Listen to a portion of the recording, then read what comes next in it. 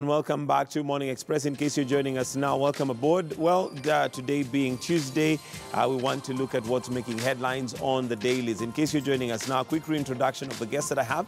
We have Dr. Sam Kamau, who is a lecturer at Aga Khan University in matters journalism and communication. We also have Caroline Chege, who is a governance expert. Ladies and gentlemen, thank you for joining us this morning just to look at what's making headlines on the dailies. As usual, we're going to start off with a standard and the headline: Raila MPs, why Ruto evokes fear. And well, after Ruto's speech over the weekend, there seems to have been troubling of the waters, as it were. And this is after he, alluded to the fact that he made statements that many thought he was referring to Raila Odinga, using even very harsh words like dictator and one who never accepts, election results. Let me start with you, Caroline, on your thoughts on basically Ruto's words and the fact that it has troubled the waters. Thank you very much, Gitonga, for having me on the show. First of all, I'd like to say that I believe that it is due time that Raila and Honorable Deputy Ruto did a handshake. I believe that there needs to be a handshake between Raila and Ruto for the peace of this nation, because we have Solai victims that have just lost their lives. Kenya is at a place where the economy is not in the top 10 growing economies, and yet they are having rivalries between two great individuals who a lot of young people look up to, a lot of communities and leaders look up to. So I believe this is a personal war, and they need to come, they need to realize Kenya is greater than any of the individuals. If our Honorable President, His Excellency, set the President where he did a handshake, regardless of his own self-belief, he may not have personally wanted it, but he did it for the greater good of the nation. I think it's about time that the Deputy President did a handshake and focused on development rather than 2022. All right, although to be fair, I guess it is MPs allied to Raila that came out, attacking the Deputy President. Sam, do you think that maybe there is a possibility, or like Caroline mentions, maybe Raila and Ruto should shake hands? Make amends? I don't think that handshake is happening anytime soon. But I think what we have seen, especially, I was shocked if you read the contents of the entire statement by the MPs yesterday. Looks like, again, an all-out war. Things escalated rather fast. But I think context is important. This is actually about 2022. And I think that is the thing about us Kenyans, that we are always obsessed with politics. Looking at it, the handshake, of course, upset things within Jubilee, because there was already a formula and a succession plan. And on the other hand, now the handshake seems to have given, not only Raila Odinga, but even others around him, some, ideas or lifeline, so to speak. But I think on the issue of the referendum, which is the divisive issue at this particular point in time, and they were responding to the Deputy President's word, the previous day, about the referendum being associated with losers and all that. It is basically a strategy based on, again, issues that were there last week in terms of if there is a coalition coming together around the people who support the referendum and those who don't support the referendum. And the idea was that the Deputy President was becoming increasingly isolated until the President came out to say he doesn't support the referendum. It is around those intrigues of the 2022 politics. But to go back to whether that handshake between Ruto and Raila will happen anytime soon, it won't. Essentially, it's impossible for these two politicians to be in the same political formation after 2007. Why? Two strong personalities, two people who love political intrigues and scheming. It would be very hard for them to come together in the same political formation. So it was always going to be that once the handshake happened, this was going to be the next point of tussle. Yeah. All right, Caroline, do you think this is going to affect, over time, our development plan as a country, given that we already have Raila publicly saying that the ODM, Orange Democratic Movement, which was largely seen as the force behind NASA, supporting the four-pillar, agenda for the president and Jubilee? Just to add on what Dr. Sam has said, Raila and Uhuru doing a handshake does not mean that they're in the same party. So it takes a greater leader. As he rightly said, those two are very strong personalities. It takes a greater man, a greater leader, to actually realize that this country is greater than personal interest. You might have said, Nelson Mandela said, to know the true colors of a man, give him power. So right now, Ruto is in a place to understand, the Deputy President is in a place to understand that a handshake means peace. It does not mean that they're in the same party, it will mean our economy will grow. As I had said before, Kenya is not on the top 10 growing economies. Ethiopia is at number 2 and 3.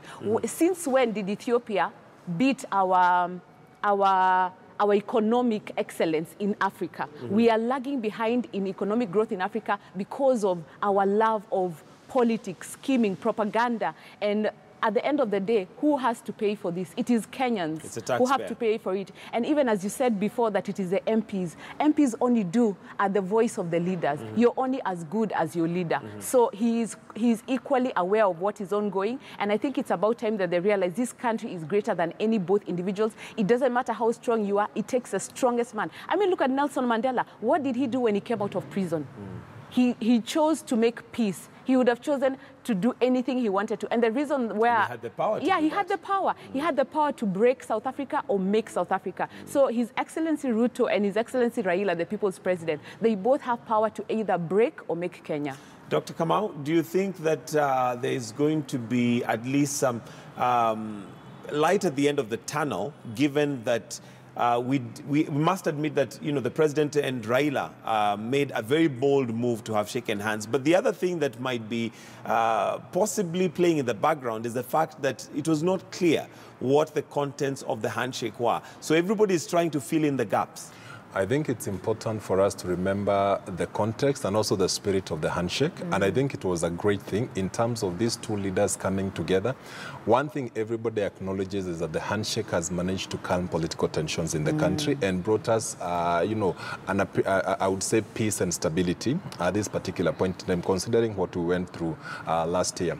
Now, what we have seen out of that is that the president, of course, and I'm sure part of why he participated in the handshake was to create an environment of stability for the implementation of the Big Four, his development agenda.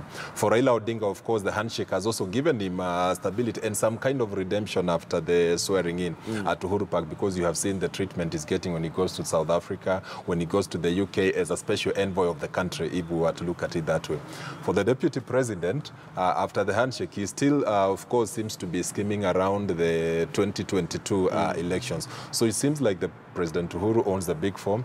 Raila Odinga, in terms of interpreting the handshake, the people around him are now talking about the referendum, and the deputy president is talking about 2022. I think there is need for a harmonization, for people to look in the here and now what is good for the country. Having been dragged through a protracted, you know, electoral campaigning period that left the country divided and some people still hurting, we must focus on the spirit of the handshake, the country coming together. Let us calm things. Let us see the implementation of the development agenda so that President Uhuru will not have an excuse why he did not perform or implement his agenda. And like I keep saying, this is a great opportunity for, you know, the Big Four represents things that will directly impact on the life of the ordinary person. So I think we may need to tone down on the political rhetoric, although politics is normal, the scheming, but it should not be so loud that actually it seeks now to undermine or crowd out. To sink everything else that is supposed to be happening. And we'll wait and see how that goes. And a quick reminder of that question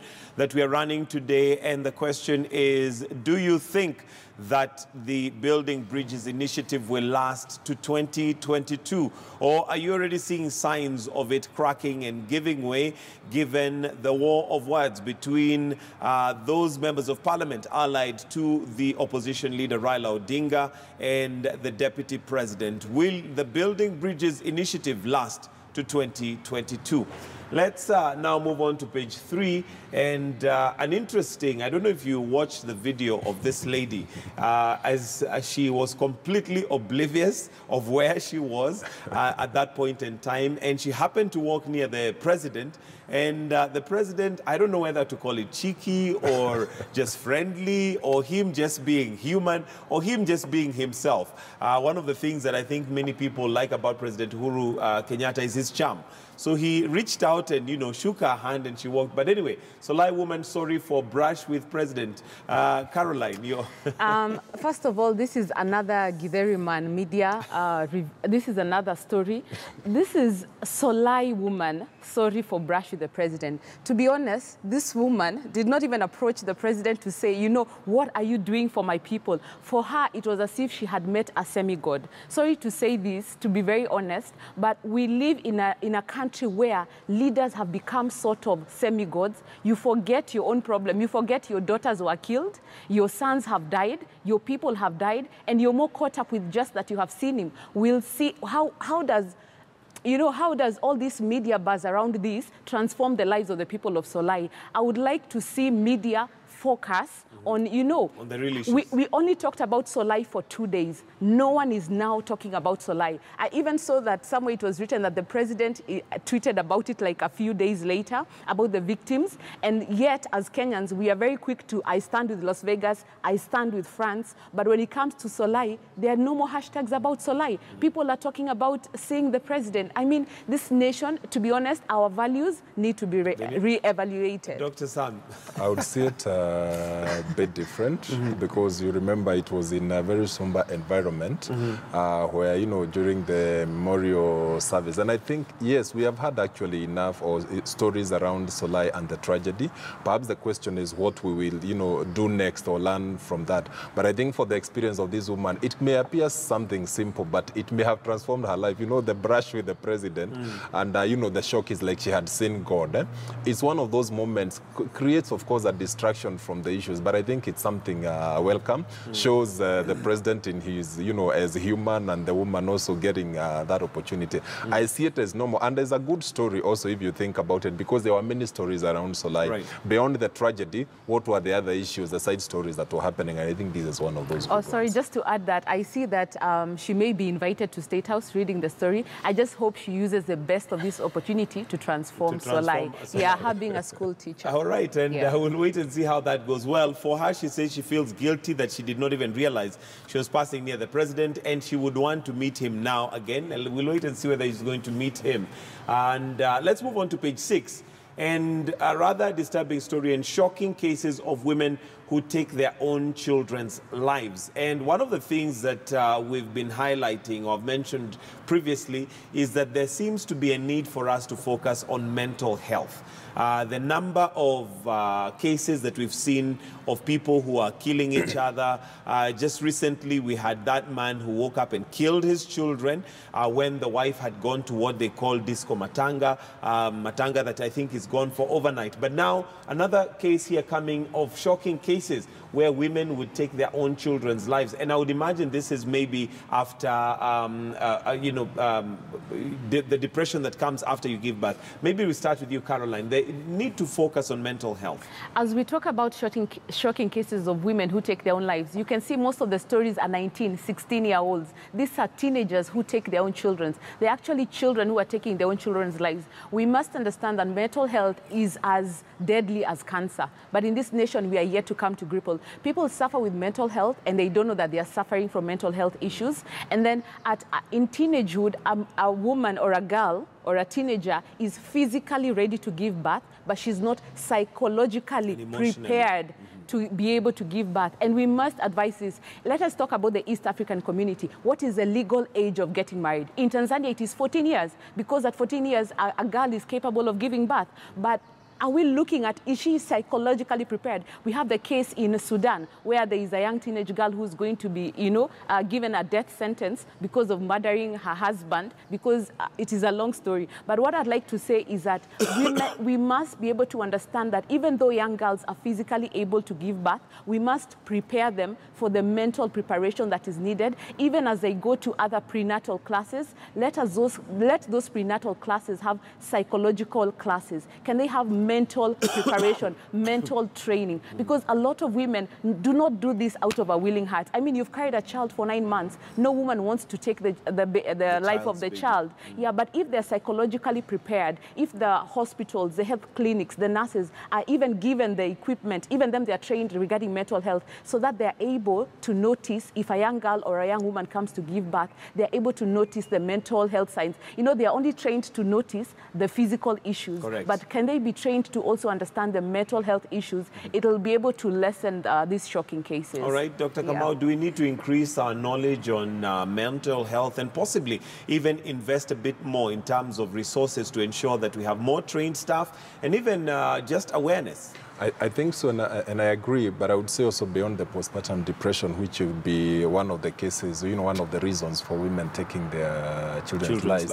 I think the other issue is also society, because when, you know, how we react to teenage pregnancies and also children born out of wedlock. I think society at times can be so intolerant that when a young girl discovers she's pregnant, I think, you know, either the family, especially if she's not married, is, you know, puts in increasing pressure, or men not taking up responsibility when, you know, you have impregnated a girl and she carries the baby to term, and then for some reason the man decides to disappear and the woman is left with limited choices. So I think this is in terms of society becoming more tolerant, in terms of us creating awareness so that we provide support, because this is increasingly common when you talk about teenage pregnancies, when we talk about people from poor backgrounds where they see that the child now becomes a financial burden. I think it's providing that kind of support that would help us deal with these incidents, because if you look at it and where the incidences are reported, especially in you know, people of the low economic status. So I think this would also be one of those initiatives that you would want to see the government also coming in and providing that cushion for people. But I think more has to do with society changing its perspective on such issues. And talking about society, I'm reminded of a story of a friend that told me, a doctor, and there was a girl who had tried to procure an abortion, albeit at home, very dangerous, and she happened to be bleeding profusely, so she got onto the emergency room, and before she passed out, she didn't pass on, but passed out, the only request she had for the doctor was, please ensure my parents don't know what happened, which of course brings into focus her mind. At that point in time, she's literally between life and death. But the thing she's worried about is not herself, but the fact that her parents will find out. So maybe there needs to be a conversation on how we destigmatize, because again, there's a question, why are teenagers getting pregnant? How are they getting pregnant? And also, just to add, Gitonga, why is it that the young girl or the young woman has got the full responsibility? I believe if the young men and the men who have given birth, who have helped provide the seed for this child, if they took responsibility, that young girl would not be at an abortion table. Because at the end of the day, the parents blame the girl, society blames the girl. Even in church, you'll be excommunicated as a girl because people can see the evidence of the child. But the father who made that child came to be, no, they do not take responsibility. Can there be a system in our society where the men are actually forced to take responsibility? Because if the men took responsibility and these young women had support, they would not be killing their babies. I would say part of the reason I'm passionate around this, my own mother got pregnant when she was 16 and gave birth to me when she was 17 in school. And I think part of the reason why she decided to carry on with the pregnancy was the support, you know, from her own mother and the people around her, while my father disappeared at that particular point in time, when she talks about also people taking responsibility for what they have done. So creating that structure of support and making sure that everybody who should take responsibility does their part to ensure that these incidences do not happen. Because when a woman feels desperate and I don't have a way out or a choice, most likely that's when it ends up either with abortion or these incidences of either women abandoning their children or taking their lives. And look at how great the children turn out. I mean, he's a doctor. He's a doctor. Yeah. And I'm sure your mom must be very proud of you right now, and so is the nation. So kudos to your mom, you know, for and I'm sure at that time there must have been a lot of pressure and stigma attached to the fact that, you know, she was pregnant at that age. Exactly. The issue is stigma, because we tend, and you know, these things are fairly common, by the way, they happen especially in the rural areas. But in terms of how fast we react to the news, of course, it's not so pleasant when your daughter who is in high school gets pregnant. But I think that stigma and the pressure we normally put, and then the men running away, that kind of pressure, of course, will confuse the woman. I know my mother suffered from postpartum depression out of this, and perhaps these are some of the factors that accelerated that. But the societal support, the family support around that, and the decisions that she was guided in making by her own mother, by her own father, and the aunties, you know, around, enabled her to actually take care of the child, which I think would be a commendable thing. Absolutely. Well, we congratulate her on that, and look what she brought to the world. All right, moving on now, let's look at page 8, and this is to do with the NYS, and state plans to seize assets. The key word here is plans. Whether it's going to be done or not remains to be seen, but assets of suspects linked to NYS scam. Carol, do you feel like maybe there's something happening? We recently had the former town clerk of Nairobi jailed for 3 years. We've always been saying that, we never have big names jailed. They've gone into jail for 3 years. With this particular NYS scam, we've had a few senior officers asked to, pave way for investigations. Now we have assets, hopefully, being seized if they're found guilty. Do you think there's suddenly something happening when it comes to corruption in this country? Gitonga, experience is the same teacher. Experience is the best teacher.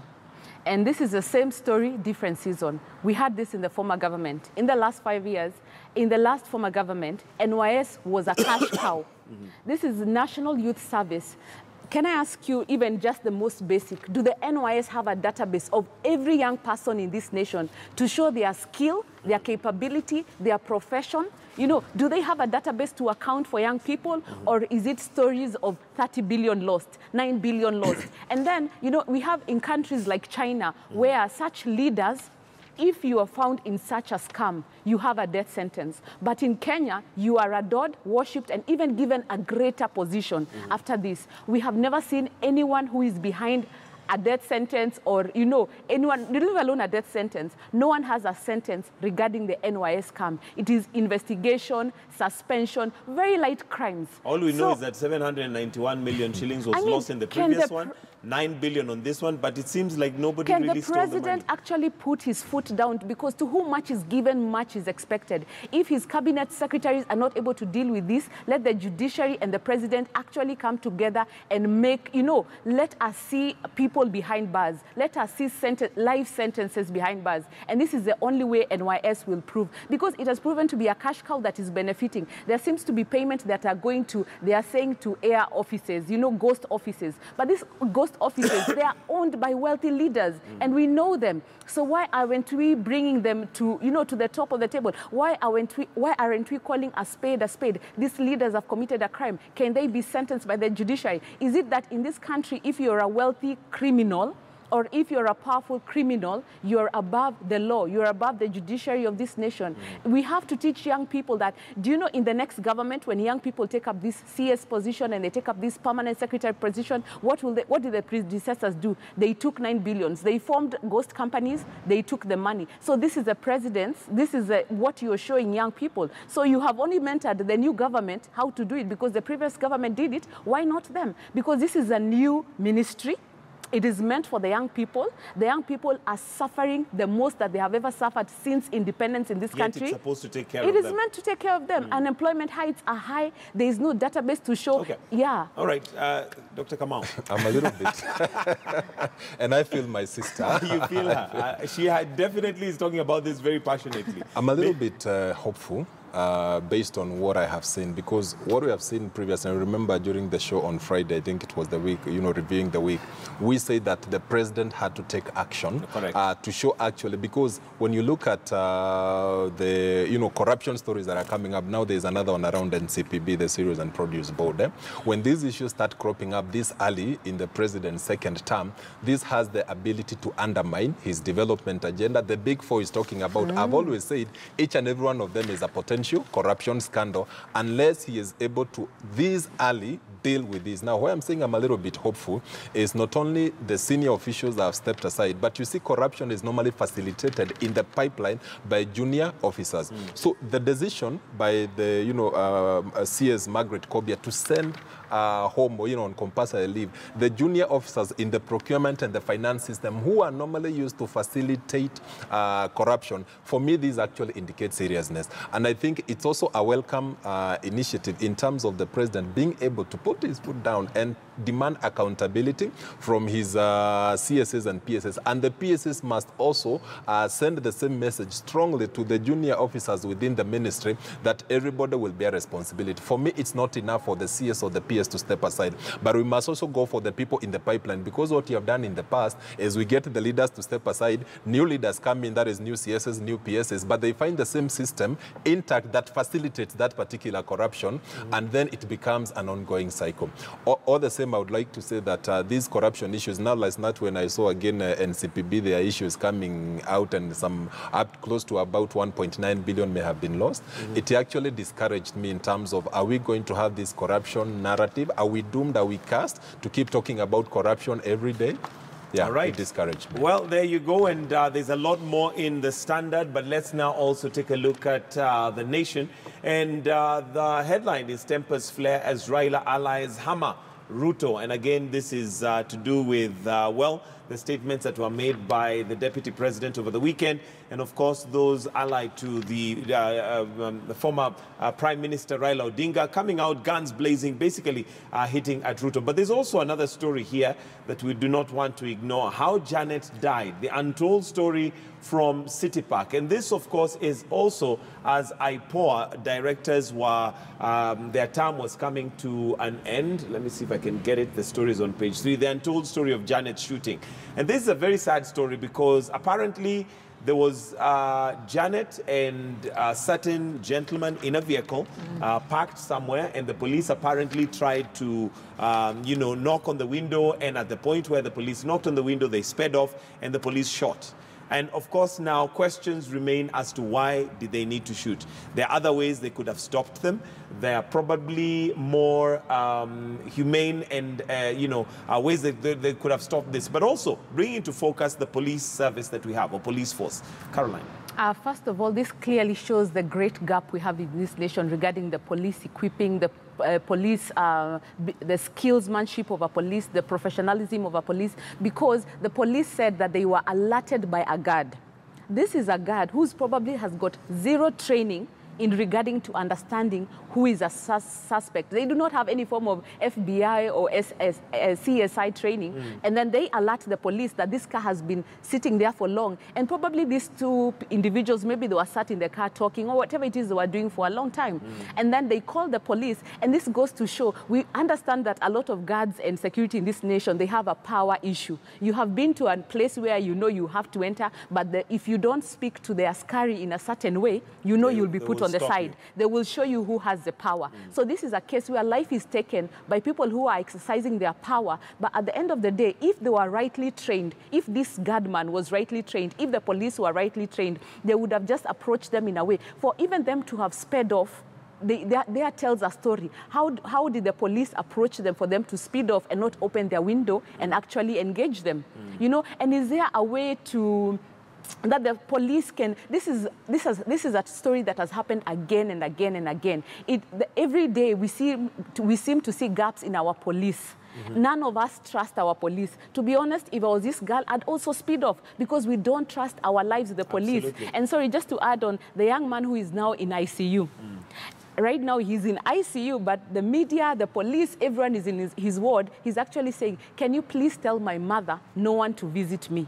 So the only person who he trusts with his life is his mother, not even the police and the security that are in the ICU. So clearly it shows a great gap. Yeah. An extremely sad story. As I was reflecting on it yesterday, I thought when we talk about police reforms, this is one of the areas we have not succeeded even with the new constitution. Because it's clearly defined, even under the police rules and in the law, circumstances under which police can open fire. Somebody fleeing and they have not been caught committing a crime is not a reason for the police to open fire. Yeah, there was no threat. You know, for the police, like, they were not exactly threatening other people's lives or property. But I think even with the great milestones we have made since the promulgated the 2010 Constitution, this is one area we have not made significant progress in terms of the rule of law, in terms of the response also, because I think many times we have heard of police pulling up, people out of their vehicles and, shooting them just because they were suspected that they were actually going to commit a crime. I think this is one of those reforms we must continue with. The term of IPOA coming to an end, which was expected, but also in terms of investigations and the police who are found culpable to actually take responsibility over that. And the civil society organizations that are particularly keen on this particular issue, we must continue to hear more noise around this, because I agree we still have a long way to go. The police are, converted from being a police force to a police service. But even today, when you see a policeman, somehow he invokes fear. Evokes fear in you because you are not very sure what is likely to happen. I actually thought about it because when you say mistaken identity, but how common is it? How often does it happen?